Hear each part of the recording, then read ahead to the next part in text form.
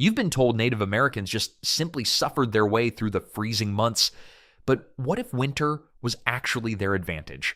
Long before anyone invented calendars or clocks, Native Americans had something way better than any smartphone app for tracking time. They watched nature itself.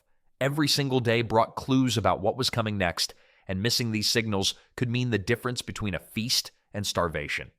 Take animal migrations, for example. When geese started flying south, winter wasn't just approaching. It was practically knocking on the door.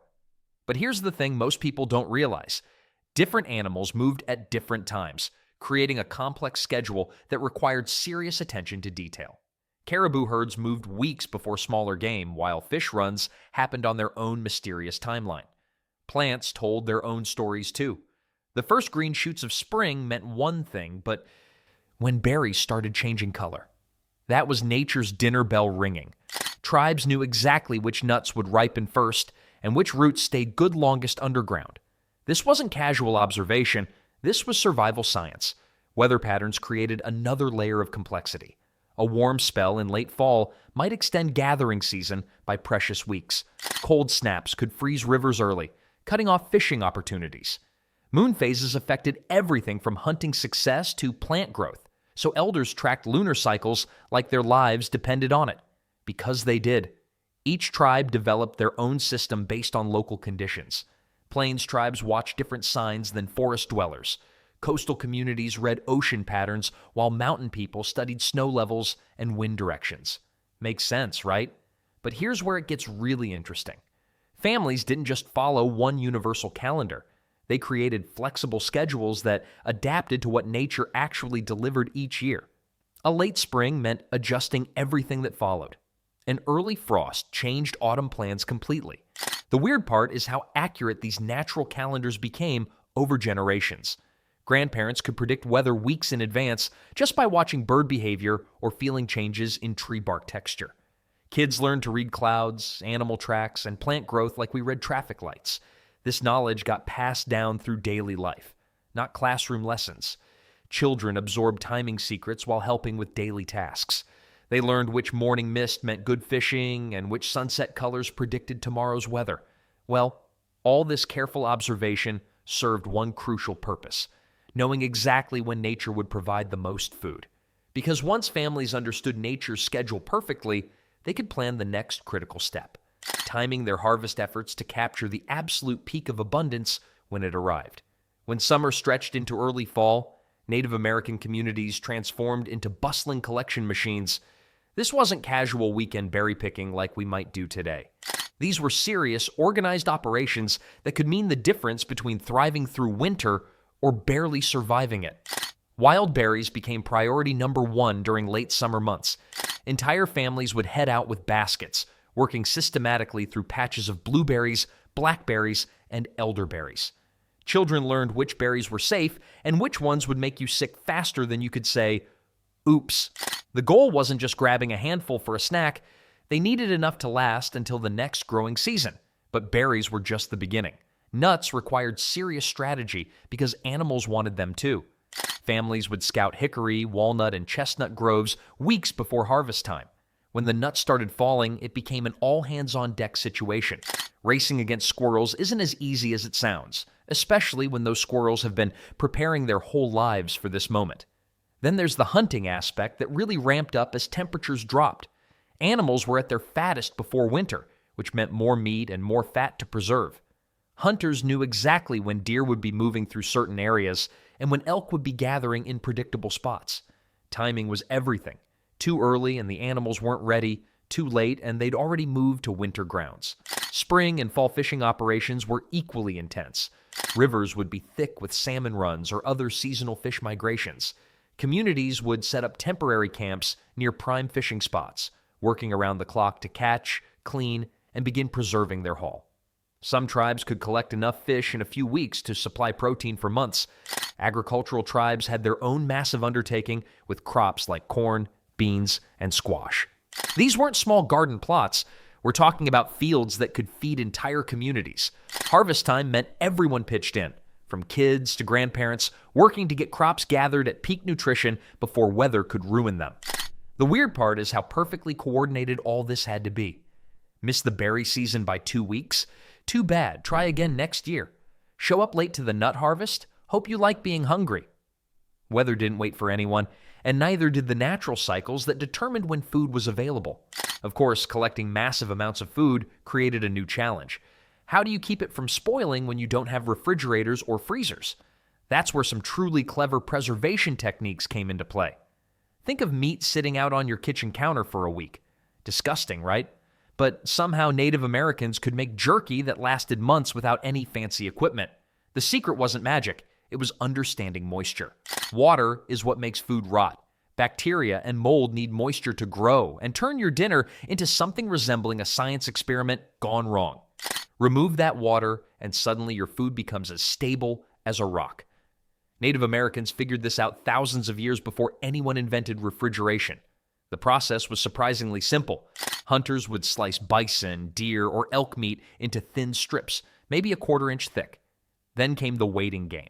These strips got hung on wooden racks in the sun, where wind and heat slowly pulled every drop of moisture away.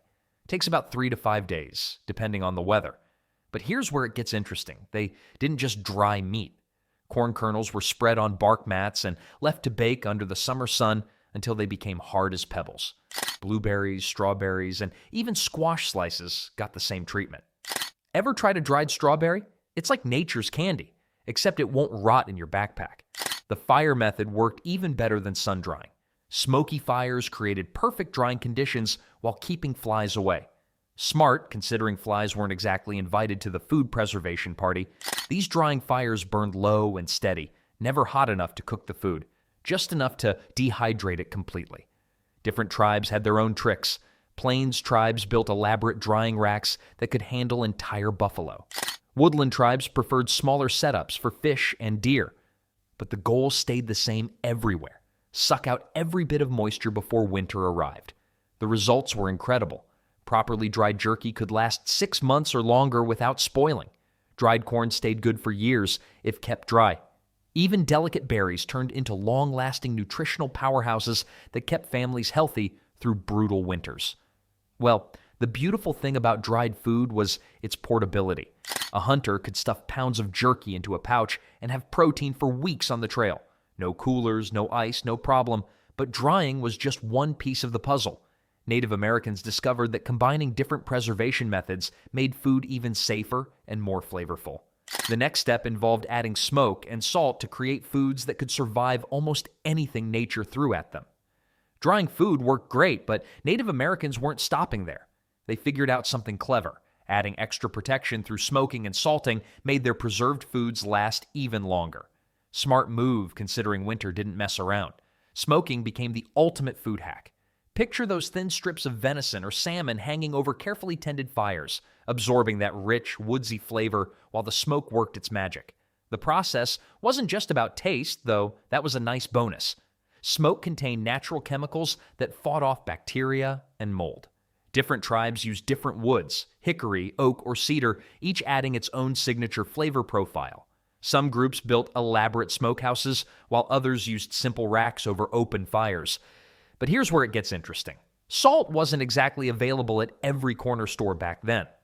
Coastal tribes had easier access to salt from evaporated seawater, while inland groups had to get creative. They traded for it, found natural salt deposits, or sometimes went without entirely. When they could get salt, they rubbed it deep into fish and meat before smoking.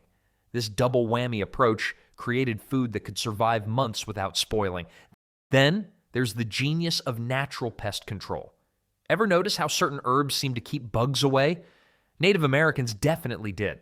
They mixed aromatic plants like sage, cedar, and other local herbs with their smoking process. These plants didn't just smell good, they actively repelled insects and rodents that might want to sneak a bite of those carefully preserved winter supplies. Storage became an art form too. Layers mattered. Dried and smoked foods went into specially woven baskets lined with aromatic grasses or bark. Some tribes wrapped everything in animal hides before tucking it away. Others used tight-fitting wooden containers or pottery vessels sealed with tree sap. Each layer of protection meant better chances of finding edible food when snow started falling. The portability factor was huge. Unlike fresh food that tied you to one location, smoked meats and fish traveled well. Hunting parties could venture far from home carrying lightweight, nutrient-dense provisions. Trading expeditions relied on these preserved foods for sustenance during long journeys. What really made this system work was the patience involved. Proper smoking took days, sometimes weeks. Families couldn't rush the process. Low, steady heat and consistent smoke were essential. Rush it, and you'd end up with spoiled food instead of winter security. Of course, all this careful preparation meant nothing if you couldn't store it properly. Underground storage was where Native Americans really showed off their engineering skills, creating surprisingly sophisticated food preservation systems that would make modern preppers jealous. Picture the ultimate game of hide and seek, except instead of hiding from your little brother, you're hiding precious food from bears, raccoons, and the brutal winter ahead. Native Americans mastered this game thousands of years ago, and their secret weapon wasn't some fancy technology. It was literally going underground.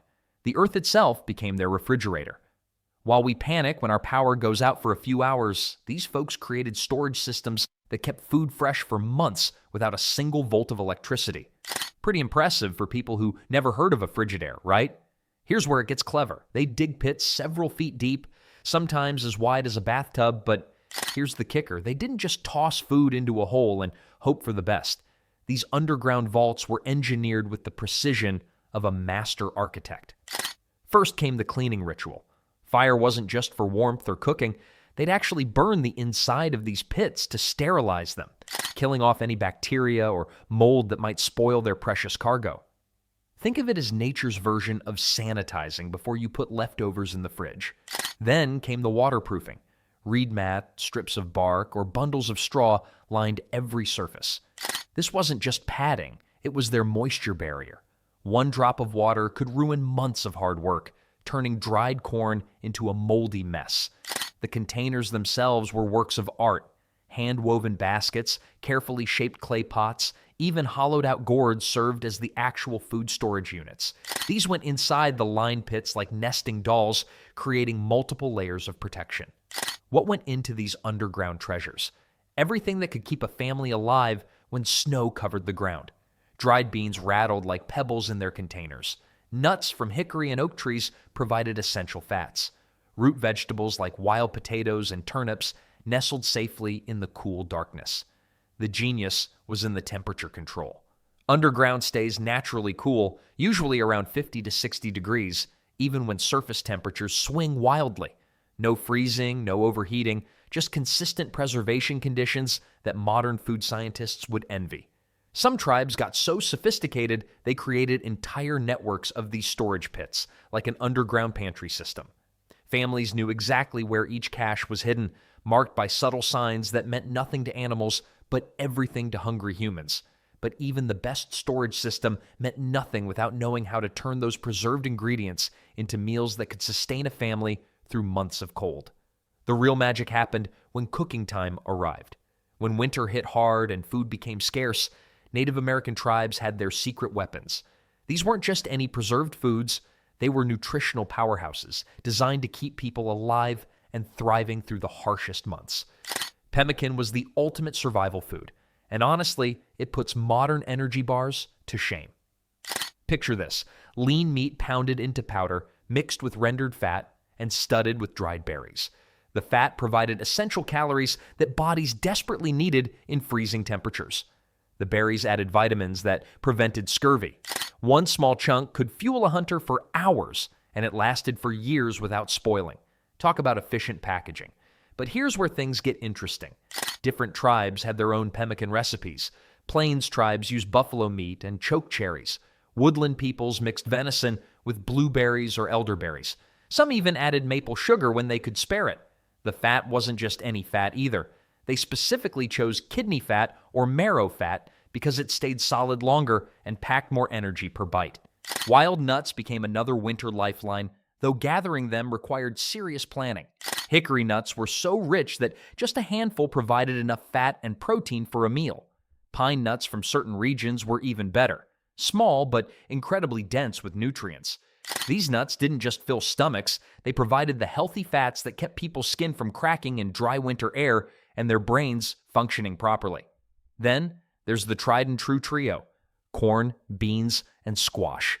Dried corn kernels could be ground into meal, boiled into hominy, or roasted for a crunchy snack. Beans provided protein that complemented the corn perfectly. Together, they formed complete proteins just like meat. Dried squash added sweetness and vitamins that fresh meat couldn't provide. The really clever part? Some northern tribes discovered natural freezing before anyone thought of refrigeration. They'd wrap fresh fish or meat in animal skins and bury them under snow.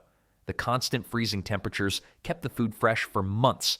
When they needed a meal, they'd dig up perfectly preserved fish that tasted like it was caught yesterday. Sunflower seeds and various dried roots rounded out these winter superfoods. Seeds provided oils and proteins, while roots like wild turnips or ground nuts offered carbohydrates that gave steady energy. Each food served multiple purposes: nutrition, preservation, and portability. Nothing was random. Every choice reflected generations of testing and refinement. But having all these amazing preserved foods meant nothing without knowing how to turn them into actual meals that people wanted to eat.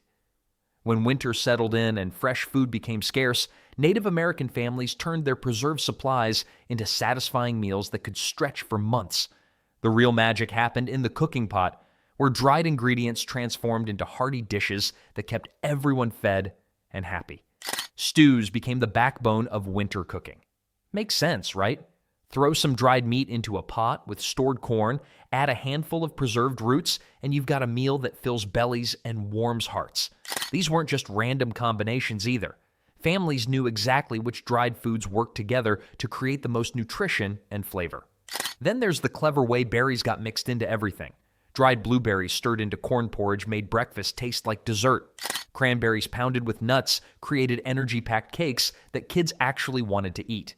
Even the sourest preserved berries became sweet treats when mixed with ground corn and shaped into little patties.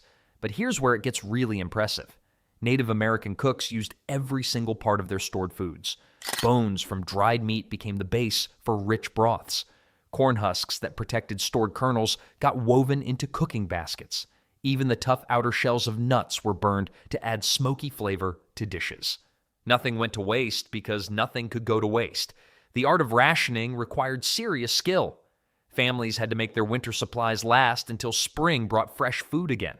Elders calculated exactly how much food the family needed each week and divided supplies accordingly. Too generous early in winter meant hunger later. Too stingy meant missing out on proper nutrition when bodies needed it most. And the weird part is how creative these cooks became with limited ingredients. One recipe might turn dried squash into 5 different dishes depending on how it was prepared. Pound it into flour for flatbread. Boil chunks in stew, mix pieces with corn for porridge, roast slices over the fire for snacks, blend with nuts for sweet cakes. Community sharing made everything work better. When one family's meat supply ran low, neighbors contributed dried fish or extra nuts. This wasn't charity, it was survival insurance. Everyone knew they might need help someday, so helping others made perfect sense. Well, cooking techniques varied by region, but the principle stayed the same everywhere. Turn preserved ingredients into meals that satisfied both hunger and taste. These weren't just survival rations, but actual cuisine that people enjoyed eating day after day. Instead of fearing winter, Native Americans used it as a time to rely on their preparation and traditions. Their foresight and resourcefulness ensured that their people always had enough to eat.